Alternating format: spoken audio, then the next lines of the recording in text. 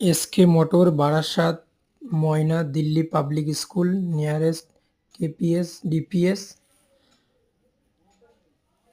Datsun Go 2018 সালের গাড়ি 28 সাল পর্যন্ত ট্যাক্স পেড 18,000 কিলোমিটার চলা